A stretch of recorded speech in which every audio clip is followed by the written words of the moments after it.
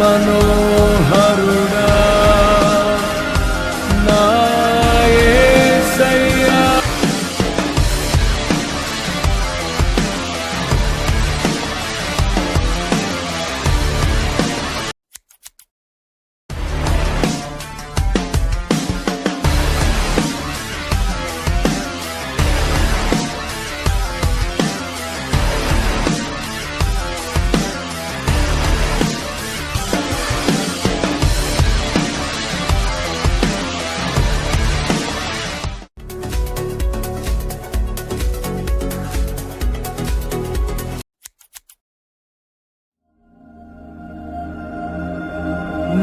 మనోహరుడా నా యేసయ్యా. మనోహరుడా నా యేసయ్యా.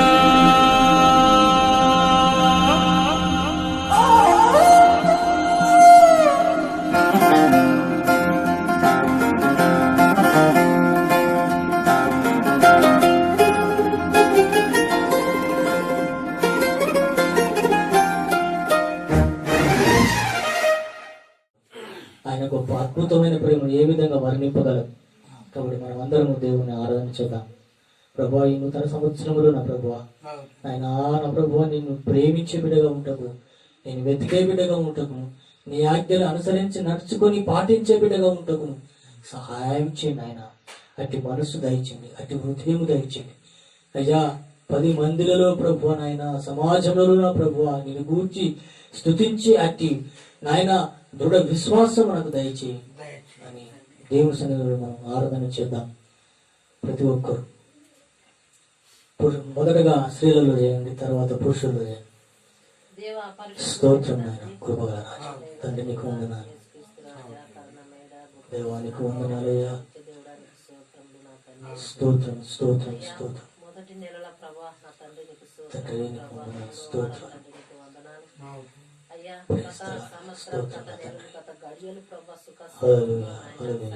నన్ను కాపాడి ప్రభానికి స్తోత్రం తండ్రి. అయ్యా, నీతో నేను మాట్లాడడానికి ఇచ్చిన ఈ మంచి సమయం బట్టి నీకు చెల్లిస్తున్న దేవుడానికి స్తోత్రములు నా తండ్రి. నాయన గొప్ప రాజానికి స్తోత్రం నా తండ్రి. నాయన మరి ఎవరి దగ్గర నా తండ్రి నాయన చెప్పిన వాక్యం ప్రభానికి వందనాలు. నాయన వాక్యం కూడా ప్రభానికి వందనాలు తండ్రి. మేము వింటున్నాం కానీ తండ్రి నీకు స్తోత్రం ప్రభా. నాయన మా హృదయాలలో నాయన ఫలింపై కృప దయచే దేవుడా నీకు వందనాలు.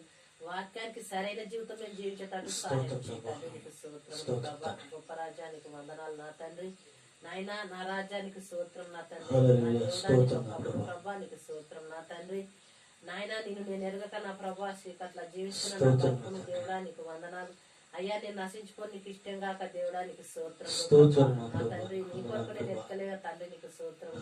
అయ్యా, నా కొరకు నన్ను వెతికి నన్ను రక్షించి నన్ను కాపాడి ప్రభా నీ ఎరుగులా నన్ను వాడుకుంటున్నావు అంటే తండ్రి నీకు స్తోత్రం. కేవలం నీ చిత్తమే ప్రభా నీకు వందనాలు తండ్రి. ఈ లోకముల నుంచి నన్ను ఏర్పరచుకున్న దేవుడు అయ్యా, నీ బిడ్డగా చేసుకున్నవయ్యా నీకు స్తోత్రములు తండ్రి. రక్షక నాయన ఎంతో అద్భుత కార్యాలు చేసిన దేవుడు అయ్యా నీకు వందనాలు తండ్రి. శమల కాలంలో తోడుగా ఉన్న దేవుడా నీకు వందనాలు. శమల నుంచి విడిపించిన దేవుడా నీకు స్తోత్రములు తండ్రి. రక్షక గొప్ప తండ్రి నీకు వందనాలు.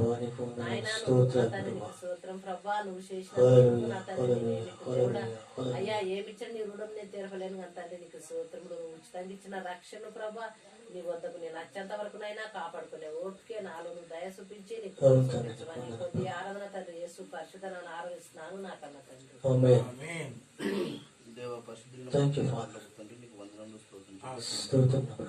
గడిచిన దినంలో గడిచిన కాలంలో గడిచిన సమయంతో నీవు ఎక్కడ చాటున మరుగుపరుచుకున్న తల్లి యొక్క సజీవమైన ప్రేమ చేత ద్వారా మమ్మల్ని కాచి కాపాడు నా ప్రభు. నీ యొక్క సన్నిధానంలో నా ప్రభావం సజీవ లెక్కల్లో ఉంచినందుకు వందనాలు తండ్రి. నా యొక్క పాపముల కొరకు ఈ యొక్క లోక పాపముల కొరకు నా తండ్రి నా ప్రభు యొక్క పరలోక రాజ్యం విడిచిన తండ్రి యొక్క భూలోకానికి వచ్చిన నా తండ్రి 33 సంవత్సరాలు ఈ యొక్క లోకంలో జీవించి నా ప్రభు నేను అనుభవించిన నా ప్రభు శ్రమలు అనుభవం నా ప్రభు అనుభవించి నా తండ్రి శిలువలో మరణించి నా తండ్రి 3వ రోజున నా తండ్రి తిరిగి లేచినందుకు నీ వందనాలు స్తోత్రిస్తున్నాను. ఆ రోజు నా లేకుండా నా తండ్రి నీ యొక్క నిత్య జీవం మాకు దొరికేది కా ప్రభు.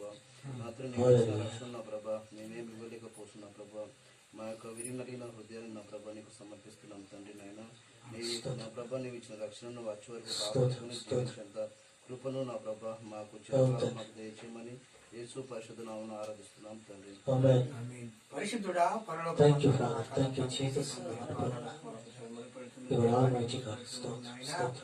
అయ్యా మరి గడిచిన దినములు గడిచిన సమయం కాపాడిన దేవుడానికి స్తోత్రములు ప్రభా. అయ్యా మరి పాత్ర గతించి ప్రభా నూతన సంవత్సరంలో ప్రభా 3వ ఆదివారంలో ప్రభా మాకంతా కలిసి ఈ మంచి సమయం మాకు ఇచ్చినందుకు సజ్జులుగా కాపాడినందుకు నీకు వందనాలు. అయ్యా మరి ఇప్పుడైతే ప్రభా వాక్యం చేత ప్రభానికి స్తోత్రములు తండ్రి. అయ్యా మమ్మల్ని వాక్యం అర్థమైనట్టు ప్రభా దాని ప్రకారంగా మేము జీవించడానికి నీకు సహాయం చేయదేవా. మా కొరకైన నీ కుమారుడైన యేసుక్రీస్తు దేవానికి స్తోత్రములు ప్రభా. పరములు విడిచి భూలోకం వచ్చి కానీ మరి గర్భంలో అయ్యా నా తండ్రి 33 సంవత్సరాలు ఇక్కడ త్యాగం మరి సత్య సమలవై నాయన మాకు చేసి మాకు నిత్య జీవం దొరికింది ప్రభా. తిరిగి లేవకపోతే దొరికేది కాదు, నిన్ను ఆరాధించే వారికి కాదు దేవా. అయ్యా మరి ఇప్పుడైతే ప్రభా మా నాయన మీకు ఏమి ఇవ్వగలను ప్రభా నీకు ప్రభా. మరి నాయన మీకేమి చేయడం తీర్చలేని కానీ తల్లి నీకు స్తోత్రములు. మా హృదయాన్ని నీకు సమర్పించుకోమని యేసు పరిశుద్ధ ఆరాధిస్తున్నాను నాకన్నా తండ్రి. పరిశుద్ధమైన ప్రభా నీ ఘనమైన నామాన్ని బట్టి స్తోత్రం తండ్రి. నా ప్రభువా నా రక్షకుడానికి వందనాలు. పోయిన పునరుత్థానం వరకు నన్ను నా కుటుంబం సంఘటన ఎంతగా ప్రేమించి రక్షించి నీ సజీవులకు నిలబెట్టుకున్నందుకు వందనాలు ప్రభువా. నాయన నీవు మాకు ఇచ్చిన గొప్పతనాన్ని బట్టి స్తోత్రాలు ప్రభువా.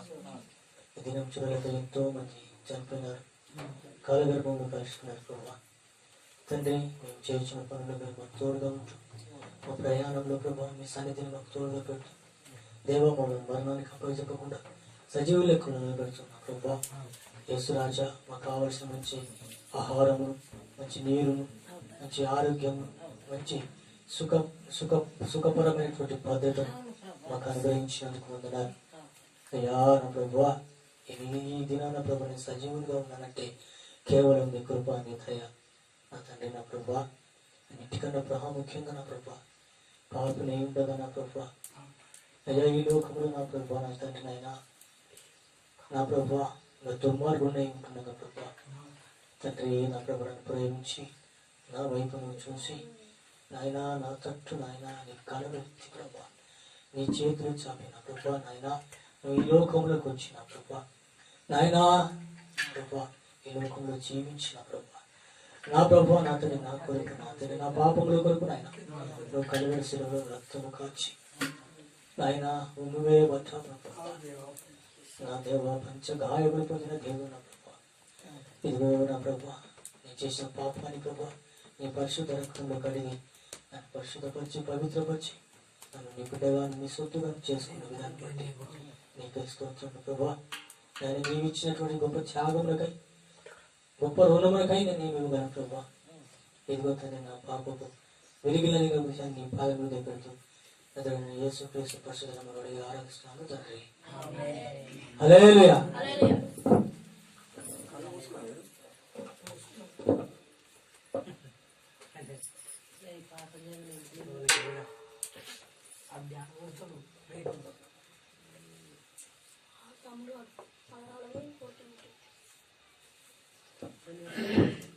యోహాను సువార్తల నుంచి మరి 9వ అధ్యాయం అందులో కొన్ని విషయాలు మనం క్లుప్తంగా ధ్యానించుకుందాం.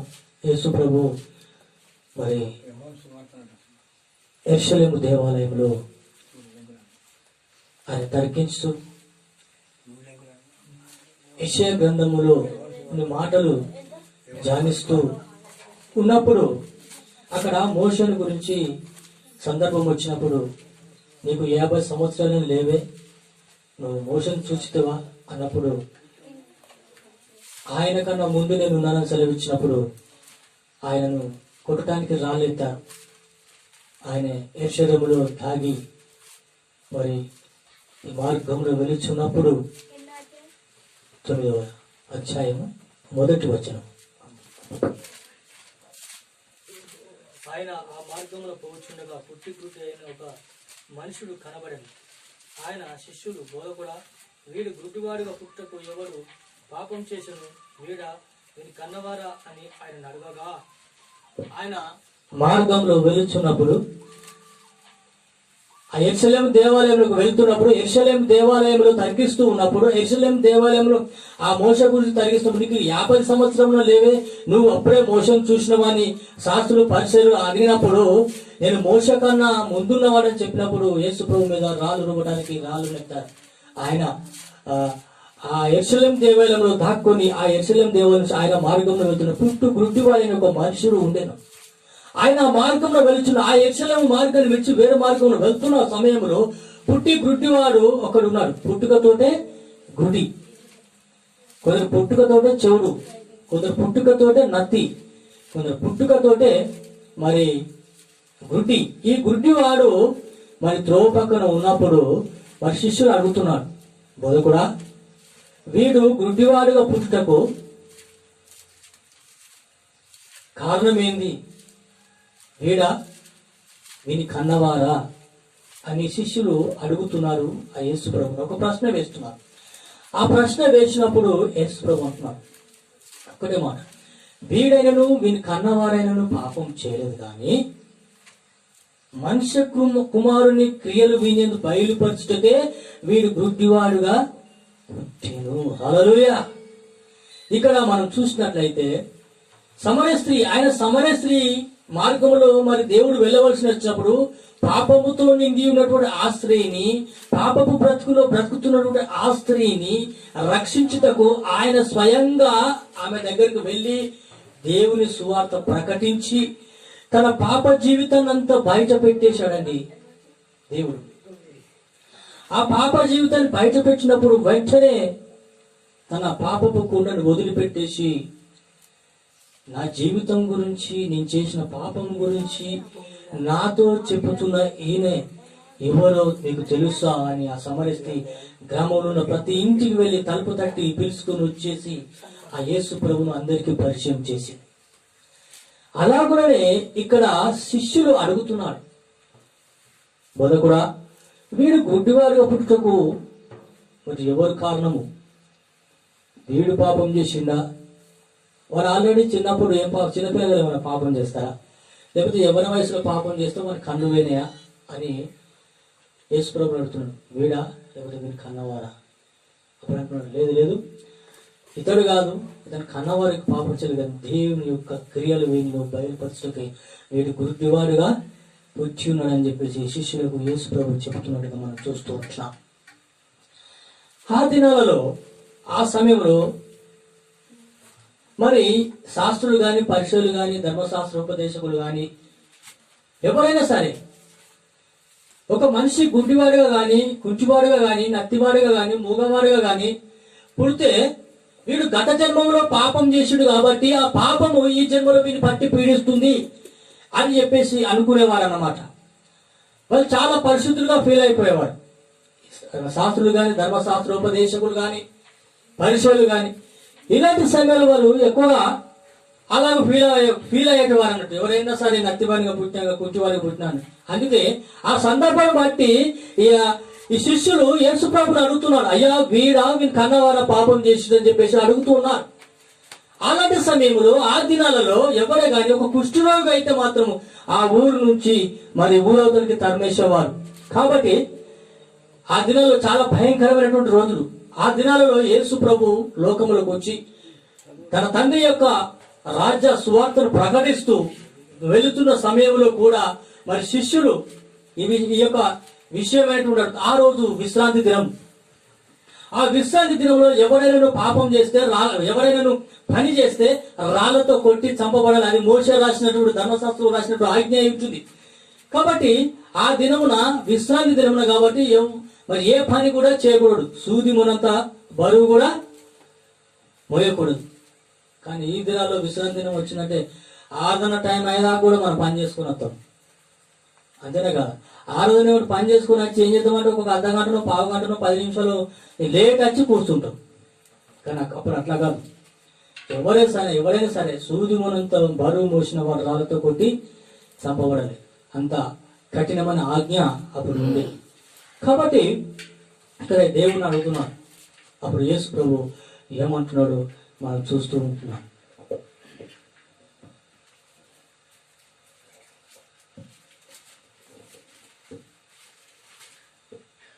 యేసు, వీడైనను వీని కన్నవారైనను పాపం చేయలేదు, కానీ దేవుని క్రియలు వీని యందు ప్రత్యక్షపరచబడుటకే వీడి గుడ్డివాడిగా పుట్టెను. పగలున్నంత వరకు నన్ను పంపిన వాని క్రియలు మనం చేయుచుండవలను. రాత్రి వచ్చుతున్నది, అప్పుడు ఎవరు పని చేయలేడు. నేను ఈ లోకములో ఉన్నప్పుడు లోకమునకు వెలుగునని చెప్పాను. ఏమని చెప్పిండు? లోకమునకు వెలుగును అని చెప్పినాడు. వెలుగును అని చెప్పి ఉమ్మి వేసి ఆ నేల మట్టితో బురద పూసి ఆ గుడ్డివాడిని కర్రలుగా రాసినప్పుడు ఆ గుడ్డివాడు మరి స్వస్థపడినాడు. వాడు తేటగా మరి చూడగలిగినాడు. మన దేవుడు ఎంతైనా నమ్మదగిన దేవుడు.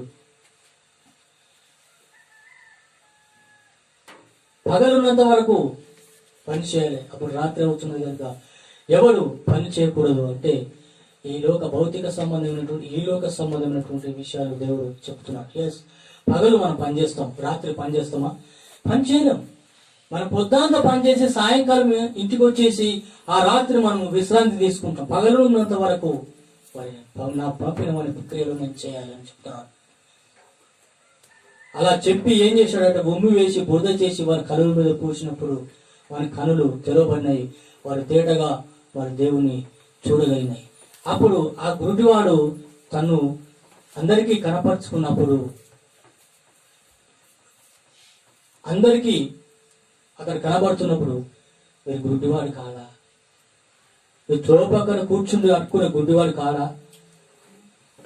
కొంతమంది అంటున్నారు, వీడు కాదు, వీని పోలిన మరొకడని కొంతమంది అనుకుంటున్నారు. కానీ వాడైతే నేనే అని చాలా ధైర్యంగా చెప్పిన తర్వాత ఈ శాస్త్రులకు పరిచయలకు చాలా కోపం వచ్చేసింది. ఇది విశ్రాంతి దినం కదా, నువ్వెందుకు అద్భుతం చేస్తున్నావు? నువ్వెందుకు మరి ఈ విధమైన కార్యాలు చేస్తున్నప్పుడు అదే విశ్రాంతి దినంలో ఒక ఎద్దు గాని ఒక గొర్రె గాని మరి బావిలో పడితే దాన్ని తీసడానికి వెళ్ళరా అని చెప్పేసి మరి దేవుడు వారికి ఉత్తరం ఇస్తున్నాడు. విశ్రాంతి దినము ఆ విశ్రాంతి దినమున ఎవరైనా ఆపద ఉంటే, ఎవరికైనా కష్టం వస్తే ఆ కష్టాన్ని తీర్చడానికి మనం వెళ్ళకూడదా? అది దేవుని యొక్క ఆజ్ఞనా? మోషే ధర్మశాస్త్రం ఆ విధంగా రాశాడా అని చెప్పేసి అంటున్నాడు. దేవుని పని నిమిత్తము దేవుని కార్యములు చేయకుండా దేవుని ఆజ్ఞలను పాటించకుండా ఎవరైతే తన సొంత పనిని చేసుకుంటాడో వాడు మరణానికి పాత్రుడు అని మోషే ధర్మశాస్త్రంలో రాశాడు. ఈ దినాల్లో అలాంటి నిష్ఠగలైనటువంటి కట్టడలే లేవు. ఎందుకంటే ఇది కృపాయుగం కాబట్టి మన ఇష్టానుసారంగా జీవిస్తున్నాం, మన ఇష్టానుసారంగా సంఘానికి వస్తున్నాం. మన ఇష్టాన్ని నెరవేర్చుకోవడానికి మనం ఆనందపడుతున్నామే కానీ దేవుని ఇష్టాన్ని కానీ దేవుని క్రియలు కానీ నెరవేర్చడానికి మనం ఇష్టపడట్లేదు. ఎందుకంటే మన సొంతగా మన స్వలాభము కోసమే మనం ప్రయాసపడుతున్నాం, ఆనందపడుతున్నాం, పోరాటం చేస్తున్నాం. కానీ దేవుని గురించి ఒక్కరైనాను ఆలోచించరు. దేవుని భయం ఒక్కరికైనాను లేదు. అంత కఠినమైన ఆజ్ఞలు ఆ దినములు ఉన్నవి. ఎవరైనా వ్యభిచారం మందు పట్టబడితే వాడు రాళ్లతో కొట్టి చంపబడాలి. వెంటనే ఆ పరిమాణాన్ని విధించాలి, వెంటనే ఆ శిక్ష విధించాలి. ఆ పాపమును పెరిగివేయబడాలి, ఆ మనిషితో సహా పాతి పెట్టబడాలి, సమాధి చేయబడాలి అని మోసే ధర్మశాస్త్రంలో రాశాడు. కానీ ఆ దినానికి ఈ దినానికి చూస్తే చాలా డిఫరెన్స్ ఉన్నది. ఇది కృపాకాలము. పాపం చేసి దేవుని సన్నిధికి వెళ్ళి ప్రభువా నన్ను క్షమించు అంటే దేవుడు క్షమించేస్తాడు. మళ్ళీ పాపం చేసి ప్రభువా నన్ను క్షమించు ఆయన అనుకోని సమయంలో పాపం చేసిన ప్రభు అని ప్రార్థన చేస్తే దేవుడు నన్ను క్షమిస్తాడు అని అనుకుంటాడు. లేదు, తప్పు. అది శిక్షే, క్షమాపణే. నువ్వు చేసిన పాపానికి శిక్ష అనుభవించక తప్పదు. నువ్వు చేసిన దోషానికి నీవే భరించకుండా తప్పదు. అని నువ్వు భరించాలి. ఆ తర్వాత నీకు క్షమాపణ కలుగుతుంది. కానీ యేసు ప్రభు ఆ గుడ్డివాని ఎందుకు కనికరపడి చాలిపడి అతన్ని స్వస్థపరిచిన దేవుడై ఉంటున్నాడు. నేను ఈ లోకమునకు వెలుగును అంటున్నాను. వెలుగును చూస్తే చీకటి పారిపోతుంది. వెలుగుకు చీకటికి ఎలాంటి పొత్తు సంబంధము ఏమాత్రం లేదు. అందుకే పరిశుద్ధుడైన పౌలు అంటున్నారు, మీరు దేవుని ఆలయమై ఉన్నారని మీరు ఎరుగరా? మన దేహము దేవాలయంతో పోల్చుతున్నాడు పరిశుద్ధుడైన పౌలు. ఆ ఆలయములో ఎందుకయ్యా అపవిత్రమైనవి మీరు పెట్టుకుంటారు? ఎందుకయ్యా అపవిత్రమైనటువంటి వాటిని పోగు చేసుకుంటారు? ఎందుకయ్యా ఆ అపవిత్రమైనటువంటి పోగు చేసుకొని మీరు దుర్మార్గపు జీవితంలో జీవిస్తూ మీరు నరకానికి వెళ్తున్నారు, అకస్మాత్తుగా చనిపోతున్నారు. ఆ ప్రభువే చెప్తున్నారు, మీరు దేవుని ఆలయమే మీరు ఎరుగరా అని చెప్పేసి పరిశుద్ధ పౌరులు బోధిస్తూ ఉంటున్నారు. ఆయన సమాజంలో గాని, మహాసమాజంలో గాని, మందిరంలో గాని ఆయన ధైర్యంగా బోధిస్తూ ఉంటున్నారు. కాబట్టి ఇక్కడ మనం చూసినట్లయితే ఈ గుడ్డి వారిని దేవుడు స్వస్థపరిచాడు. మనుష్య కుమారుని క్రియలు బయలుపరచబడుటకే వీడు గుడ్డివాడిగా పుట్టిండు. యేసు ప్రభు అక్కడ ఒక అద్భుతమైనటువంటి మిరకల్, ఒక అద్భుతమైనటువంటి క్రియ స్వస్థత జరిగినట్లయితే అక్కడ దేవుడు గణపరచబడాలి, ఆయన మహిమపరచబడాలి. ఆయన మహిమ నిమిత్తమే వీడు మరి గుడ్డివాడిగా పుట్టాడని చెప్పేసి దేవుడు శిష్యులతో చెబుతున్నాడు. దేవుడు ఇశ్రాయేలు ప్రజలకు ఎన్నో రకాలుగా న్యాయ పద్ధతులను నిర్మించాడు. యెహోషువ చనిపోయిన తర్వాత అలా కొన్ని రోజులు గడిపోతుండగా ఇశ్రాయేలు పూర్తిగా చెడిపోయిన సమయంలో మరి సంసోను దేవుడు ఏర్పాటు చేసుకున్నాడు. ఆ ఫిలిష్తీయుల నుండి మరి సంసోను ఇశ్రాయేలు జనాంగాన్ని రక్షించాడు. చివరికి తాను కూడా మరణించాడు. అలాగనే యేసు ప్రభు ఈ లోకంలోకి వచ్చినప్పుడు తాను మహిమపరచబడాలి, గణపరచబడాలి, తన్ను తాను ఆయన బయలుపరుచుకుంటున్నాడు. ఇక్కడ మనం తర్వాత వచనంలో మనం చూసినట్లయితే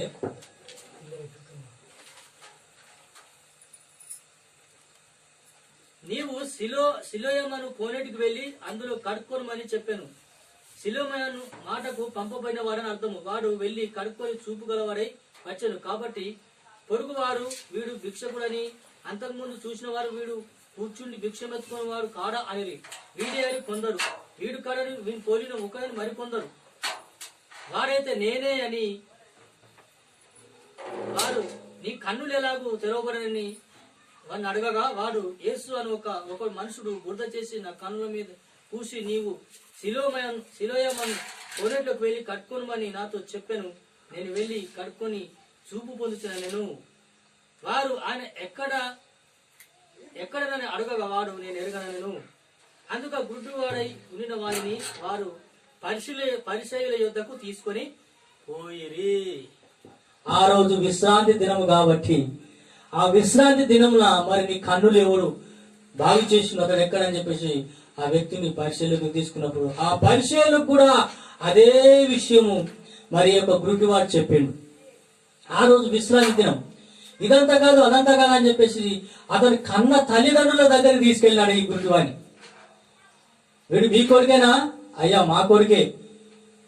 మరి మీరు కన్నులు ఎట్లా తెరవబడ్డాయో మరి అడిగి తెలుసుకోమని చెప్పినప్పుడు అయ్యా ముసలి వాళ్ళ తల్లిదండ్రులమైన మేము యవ్వనస్తుడైన వీళ్ళు ఇతను కన్నులు ఎలా తెరవబడ్డాయో మాకెట్ట తెలుసు, మరి యవ్వనవుడు కదా, యవ్వనస్తుడు కదా, వాన్నే అడగండి అని చెప్పినప్పుడు వారు మళ్ళీ ధైర్యంగా చెప్పారు. ధైర్యంగా చెప్పి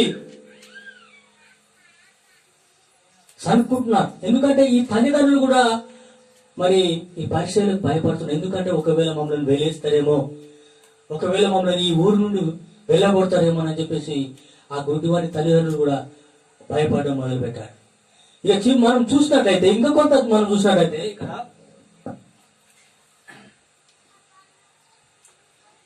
కాగా పరిశీలనలో కొందరు ఈ మనుషుడు విశ్రాంతి దినమున ఆచరించలేదు గనక దేవుని యొద్ద నుండి వచ్చినవాడు కాదండ్రి. మరికొందరు పాపి అయిన మనుషుడు ఇలాంటి సూచక్రియలు ఎలాగూ చేయగలని ఇట్లు వారిలో భేదము పుట్టాను. కాబట్టి వారు మరలా గుడ్డి వారితో అతడు నీ కన్నులు తెరిచినందుకు నీ అతని గురించి ఏమనుకొంచున్నాడు అడుగగా వాడు ఆయన ఒక ప్రవక్త అనను. వాడు గుడ్డివాడై ఉండి చూపు పొందినని యూదులు నమ్మక, చూపు పొందిన వాని తల్లిదండ్రులు పిలిపించి, గుడ్డివాడై పుట్టినని మీరు చెప్పిన మీ కుమారుడు వీడేనా?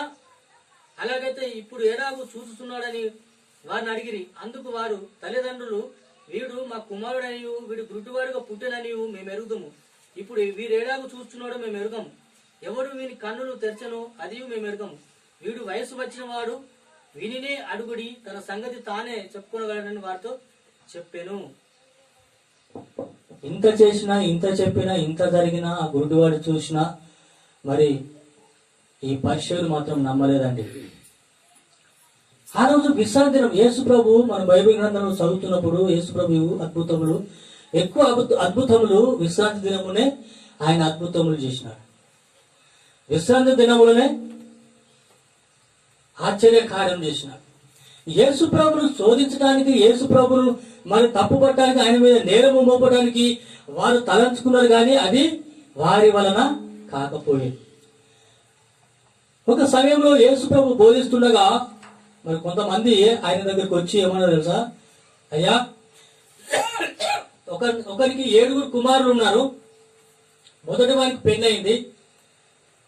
కొంతకాలం తర్వాత వారికి పిల్లలు లేరు. ఆ మొదటి వాడు చచ్చిపోయాడు. అలాగే రెండవ వాడు ఆ స్త్రీని పెళ్లి చేసుకున్నాడు. అతనికి పిల్లలు లేరు. అతడు చచ్చిపోయినాడు. ఇట్లా మూడవ వాడు చేసుకున్నాడు. ఇట్లా 7 చచ్చిపోయారు. పరలోకమంలో ఆ స్త్రీ ఎవరి భార్యగా ఉండును అని అడిగినారు. యేసు ప్రభు వాళ్ళ తలంపులు, వారి ఆలోచనలు ఆయన ఎరిగి ఉన్నాడు కనుక అంటున్నారు, మీరు లేఖనములు కానీ లేఖనములు ఉన్న వాటిని కానీ మీరు పొరపడుచున్నారు. పరలోకమందున్న వారు పెళ్లికి ఇవ్వబడరు, వారు పెళ్లి చేసుకోరు, కానీ దేవదూతల వలె ఉంటుందని చెప్పేసి దేవుడు జవాబిచ్చినప్పుడు తల దించుకొని వెళ్ళిపోయారు. ఆ దైవం మీద నేరం మోపుట అది అసాధ్యం. ఇలా చాలా సందర్భంలో దేవుని శోధించినట్టుగా మనం లేఖనాలలో మనం చదువుతుంటే మనకు తెలుస్తుంటున్నాం. అలాగనే ఈ గుడ్డివాడిని మాటి మాటికి శోధిస్తున్నాడు. తల్లిదండ్రుల దగ్గర తీసుకుని ఇదంతా కాదిగా వీని ఖచ్చితంగా తెలుసుకుందామని చెప్పేసి మళ్ళా మన తల్లిదండ్రుల దగ్గరికి వెళ్ళినప్పుడు వారు భయపడినారు. ఆ గుడ్డివాడైతే చాలా ధైర్యంగా ఉన్నాడు. నన్ను వెలివేసినా పర్వాలేదు, కానీ ఆ యేసు అని ప్రవక్తనే నన్ను స్వస్థపరిచిండు. నా కనుల మీద బూడిద పూసి నువ్వు శిలోమని కొరటికి వెళ్ళి కట్టుకోమన్నప్పుడు నేను చూపు పొందినా అని చెప్పినాడు. ఈ మనుషుడు విశ్రాంతి దినాన్ని ఆచరించలేదు కాబట్టి ఇతడు దేవుని ఎదురు నుంచి వచ్చిన వాడు కాదు అన్నప్పుడు అందులో కొంతమంది అంటున్నారు, ఇతడు పాపాత్ముడైతే దేవుని ఎదురు నుంచి వచ్చిన వాడు కాదు. అయితే ఇలాంటి అద్భుతములు ఎలా చేయగలడు? ఈ గుడ్డివాడు ఏ విధంగా చూపు పొందగలడు? ఏ విధంగా నడవగలడు? ఏ విధంగా చెప్పగలడు అని చెప్పేసి ఆ వారిలో కొంతమందికి భేదాలు పుచ్చినాయి. 2 గుంపులుగా వాళ్ళు చీల్చబడినారు, 2 గుంపులుగా అయినారు.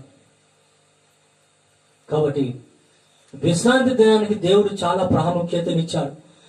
విశ్రాంతి దినము గురించి చాలా చక్కగా యేసు ప్రభు పాత నిబంధనలు, కొత్త నిబంధనలు చాలా చెప్పాడు. ఆ విశ్రాంతి దినము అంటే నేను సృష్టించిన సృష్టికర్తను జ్ఞాపకం చేసుకుంటా, ఆరాధించుట, గణపరచుట. అందుకే దేవుడు అంటున్నాడు, ఈ మనుషులను సృష్టించినందుకు నేను సంతాపపడుతున్నాను అని యేసు ప్రభు ఆ యెహోవా తన హృదయాన్ని నొచ్చుకొని ఏం చేశాడట? ఈ మనుషులతో పాటు పశుపక్షాదులను నేను నాశనం చేయబోతున్నాను అని ఆయన తలంచుకొని చూడగా ఒక్కడే ఒక కుటుంబం నీతిమంతునిగా కనబడదండి. ఎవరో తెలుసా? నోహావు. ఆ నోహావు ఒక కుటుంబమే నీతిమంతునిగా కనబడింది, దేవుని వెతికే కుటుంబంగా కనబడింది. కాబట్టి ఆ దేవుడు ఆ నోహావు కుటుంబంపై కనికరపడ్డాడు. హల్లెలూయా, కనికరపడ్డాడు. నోహావుతో చెప్పినాడు, దర్శించినాడు, నువ్వు వెళ్ళి ఆ ఓడను తయారు చేయి, ఎన్ని ఫీట్లు ఉండాలో, ఎంత వెడల్పు ఉండాలో, ఎట్లా చేయాలి అని చెప్పేసి అదే ప్రకారంగా ఇప్పుడు ఓడలు తయారు చేస్తున్నారు తెలుసా. అదే ప్రకారంగా ఇప్పుడు స్టీమర్లు తయారవుతున్నాయి. అది దేవుడిచ్చిన కొంత. కాబట్టి ఈ నోహావు నువ్వు వెళ్ళి చెప్పు, మీ పాపం ఎక్కువైపోయింది, మరి దేవుడు జలప్రలయంతో ఈ లోకానంతా ముంచివేస్తాడట అని చెప్పినప్పుడు ఆ నోహావును హేళన చేశారు, నవ్వారు. పిచ్చోడు అనుకున్నారు, వీడొక పిచ్చోడు, ఇంత ఎండ కాస్తుందట, ఎంత ఎండ కాస్తుంది, బగబగ అంత ఉడకపోతుంది, దేవుడట దర్శించి తనకి చెప్పిండట ఈ లోకమును నీళ్ళతో మునిగిపోతాడా అని చెప్పేసి హేళన చేసి నవ్వారు. అలా చెప్పి వెళ్ళి పడవను తయారు చేయడం మొదలు పెట్టాడు. పడవ తయారైపోయింది, ప్రతి జాతి పక్షి, ప్రతి జాతి జంతువు వచ్చింది. నోహావు కుటుంబీకులు వెళ్ళారు, తగిన ఆహారాన్ని సమకూర్చుకున్నారు, ఆ ఓడలు వెక్కినారు. దేవుడు ఆ ఓడను మూసివేసి సిలివేసేసి ఇక చూడు వర్షం చాలు చేశాడు. భూమిలో నుంచి ఊటలు ప్రారంభమైనవి, మీది నుంచి ఎడతెరిపి లేని వర్షము కురిసింది. అప్పుడు నోహావు మాట జ్ఞాపకం వచ్చేసింది, లాభం లేకుండా పోయింది. అలాగునే ఈ శాస్త్రులు, ఈ పరిచయులు దేవుని యొక్క మహిమను తెలుసుకునగా, దేవుని గురించి వీరు ఆలోచన చేయక, అయితే మెస్సియా వస్తాడు, ఆ మెస్సియా వచ్చి ఈ లోకాన్ని చక్కదిద్దుతాడని చెప్పేసి వాళ్ళ ఒక నమ్మకం. ఆ మెస్సియా ఎట్లా వస్తాడంటే ఒక రాజుల కుటుంబంలోనో, ఒక ధనికుల కుటుంబంలోనో, ఒక మహారాజుగా వస్తాడని చెప్పేసి వీరు తలుచుకున్నారు. కానీ ఆయన ఒక సామాన్య మానవునిగా తను తగ్గించుకొని ఈ లోకంలోకి వచ్చాడు. కాబట్టి ఈ శాస్త్రులు పరిచయులు ఆ యేసు ప్రభువును గుర్తుపట్టలేకపోయారు, ఆయన దైవత్వాన్ని ఎరగలేకపోయినారు. వారి కన్నుండి కూడా గుడ్డివారిగా ఉన్నారు, చెవులుండి కూడా చెవిటివారిగా ఉన్నారు, నోరుండి కూడా మూగవారిగా ఉన్నారు. దేవుని మాటలు వారు అర్థం చేసుకోలేకపోయారు, దేవుని మాటలు వారు గ్రహింపలేకపోయారు. కాబట్టి ఆ గుడ్డివాన్ని చాలా తొందర పెట్టి మన తల్లిదండ్రుల దగ్గరికి తీసుకెళ్ళి, కొంతమంది వీడే అన్నారు, కొంతమంది వీడి కాదు వీని పోలిన మరొక్కడు అనుకున్నారు.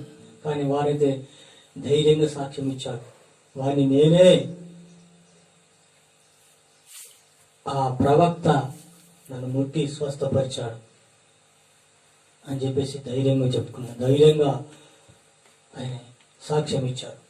ఎందుకో తెలుసా, వీళ్ళు నన్ను వెలివేసినా సరే, వీళ్ళు నన్ను ఈ గ్రామంలో నుంచి వెళ్ళగొట్టినా సరే, నేను సత్యమే చెప్తానని చెప్పేసి దృఢ నిశ్చయంతో వారు నేనే ఆ గుడ్డివాణ్ణి, నేనే స్వస్థత పొందుకున్నాను, ఓ ఆ ప్రవక్తే నన్ను స్వస్థపరచని చెప్పేసి ధైర్యంగా ఉన్నాను. ఈ దినాల్లో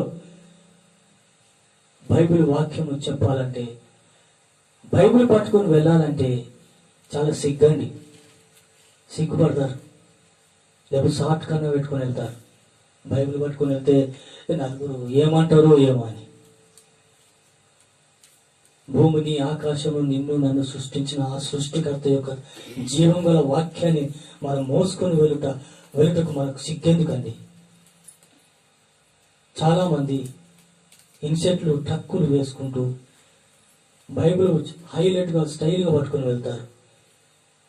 కానీ ఆదివారం వచ్చిందంటే ఒక్క రెఫరెన్స్ కూడా, ఆదివారం సన్నిధికి వచ్చినట్టే పాస్టర్ చెప్పిన వాక్యాన్ని తిరిగి చూస్తారు అప్పుడే వారు. కానీ ఈ బైబిల్ తీసుకెళ్లి ఇంటికాడ పెడితే తిరిగి ఆదివారం దాకా బైబిల్ కూడా ముట్టరు,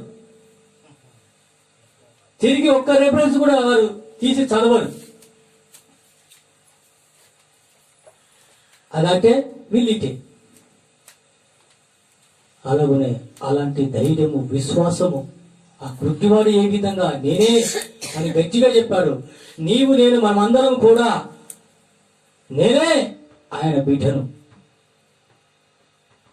అని చెప్పాలి. నువ్వు బైబిల్ మోసుకొని పోయే బిడ్డగా ఉండొద్దు, బైబిల్ చదివే బిడ్డ.